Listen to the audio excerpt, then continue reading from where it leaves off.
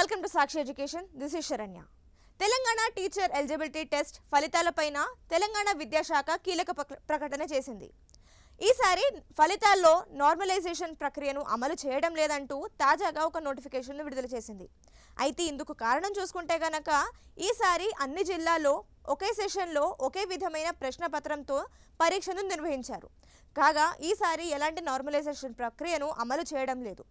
అయితే సాధారణంగా ఈ పరీక్షలకు 2 లేదా అంతకన్నా ఎక్కువ సెషన్లు, లేకపోతే ఒక సెషన్లో కఠినమైన ప్రశ్నపత్రం, మరో సెషన్లో సులువైన ప్రశ్నపత్రం ఉంటే గనక ఈ నార్మలైజేషన్ ప్రక్రియనైతే అమలు చేస్తూ ఉంటారు. కానీ ఈసారి అన్నీ ఒకే విధంలో ఉండేసరికి ఎలాంటి నార్మలైజేషన్ ప్రక్రియను అమలు చేయడం లేదు. సో ఈ విషయాన్ని తెలంగాణ టెట్ పరీక్షలు రాసిన అభ్యర్థులు గమనించుకోవాలి.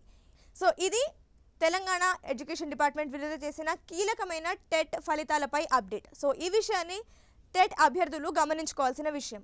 ఇది ఇవాల్టి వీడియో. మరిన్ని ఎడ్యుకేషన్ అండ్ జాబ్ అప్డేట్స్ కోసం సాక్షి ఎడ్యుకేషన్ యూట్యూబ్ ఛానల్ని ఇప్పుడే సబ్స్క్రైబ్ చేసుకోండి. Thank you.